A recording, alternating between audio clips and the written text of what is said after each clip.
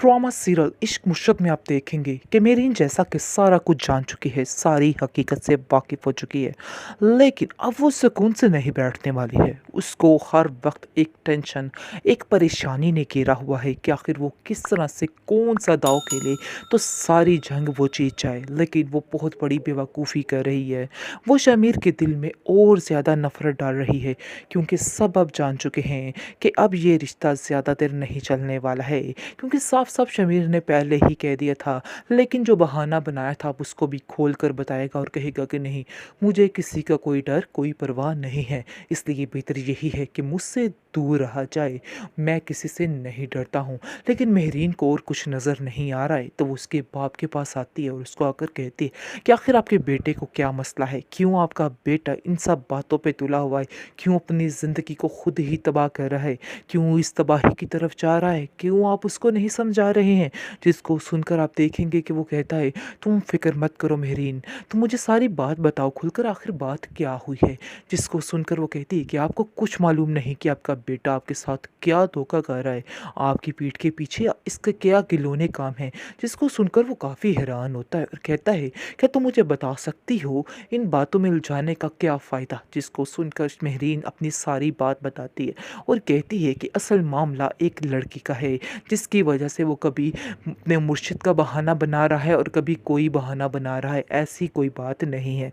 मैंने सारी बात का पता लगवा लिया है और मुझे समझ आ चुकी है कि वो सिर्फ़ और सिर्फ़ झूठ बोल रहा है, इसके अलावा और कुछ नहीं। उसका बाप घबरा जाता है और परेशान हो जाता है और कहता है कि तुम्हें ज़रूर कोई गलतफ़हमी हुई है, ऐसी कोई बात नहीं है।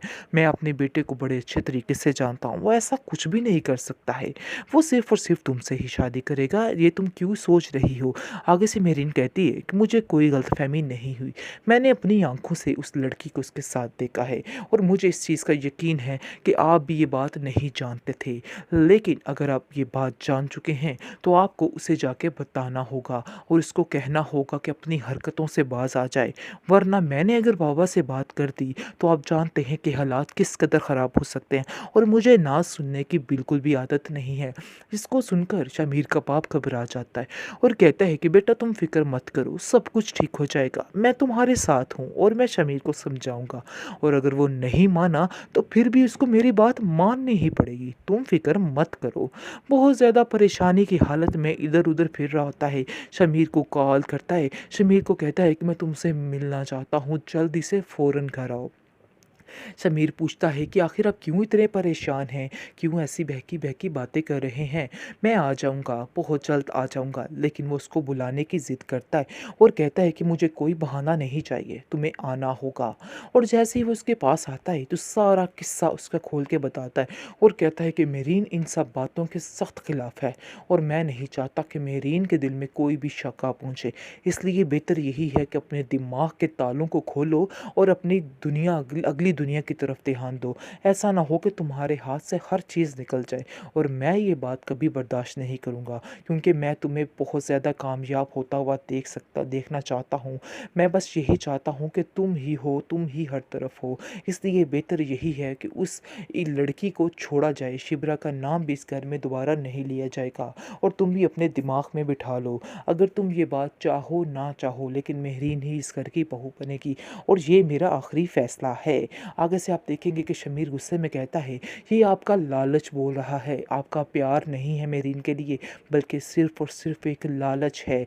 लालच की बिना पर आप इतनी बड़ी-बड़ी बातें कर रहे हैं और कुछ भी नहीं। जी नाज़रीन, फाइनली वो हो चुका है जिसका इंतज़ार था फ़ज़ल बख्श को। फ़ज़ल बख्श जो चाहता था वो हो चुका है। उसका मिशन भी कामयाब हो चुका है, लेकिन इसको एक चीज़ की टेंशन है कि अगर इस लड़की को हकीकत पता चल गई तो ये लड़की क्या करने वाली है। या तो उसको छोड़ देगी, तो या फिर उसकी मोहब्बत के हाथों मजबूर होकर उसको अपना लेगी।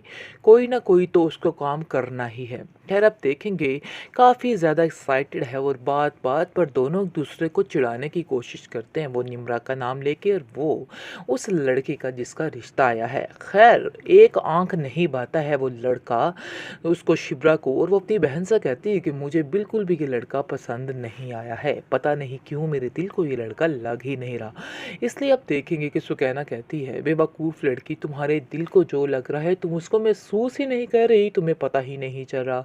कि कौन तुम्हारे इर्द-गिर्द है और कौन तुम्हारे सबसे ज़्यादा नज़दीक है। शायद तुम्हें इस चीज़ का अंदाज़ा भी नहीं है, जिसको सुनकर आप देखेंगे कि वो कहती है कि मुझे अंदाज़ा तो हो रहा है, लेकिन मैं खुद एक कश्मकश में हूँ। मुझे तो कुछ समझ नहीं आ रही कि आखिर मुझे क्या करना है और क्या नहीं करना है। आखिर काफ़ी ज़्यादा टेंशन में आ चुकी है ये लड़की, क्योंकि उसको भी समझ नहीं आ रही और उसको ये चीज़ का अंदाज़ा नहीं हो रहा कि आखिर वो अपनी मोहब्बत का इज़हार किस तरह से फ़ज़ल बख्श से करे, कैसे उसे ये सारी बात कह दे।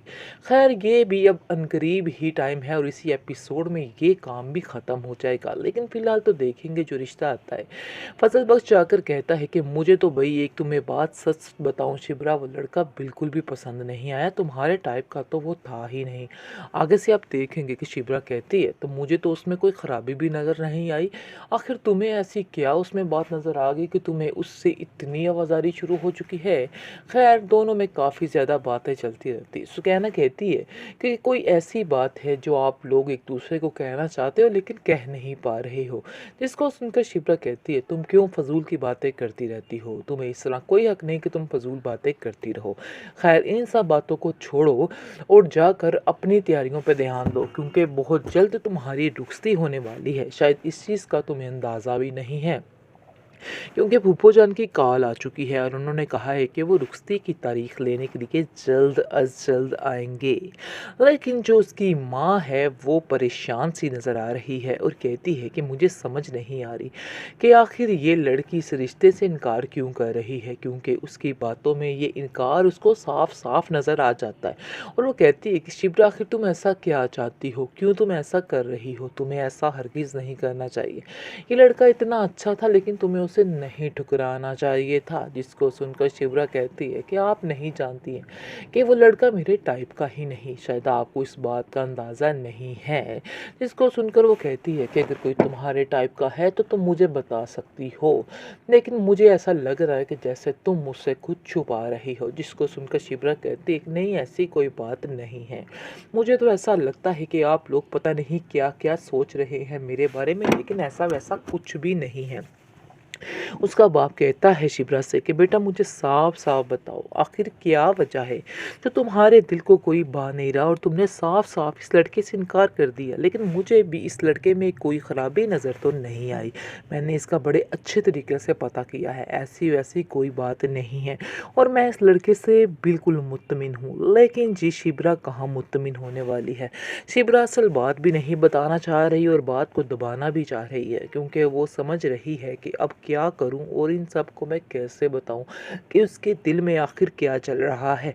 लेकिन सुकैना उसको कहती है तुम परेशान मत हो, मैं तुम्हारा साथ देने के लिए तैयार हूँ, तुम्हारी हर चीज़ में मदद करने के लिए तैयार हूँ, तुम बिल्कुल भी इन बातों को लेकर टेंशन मत लो।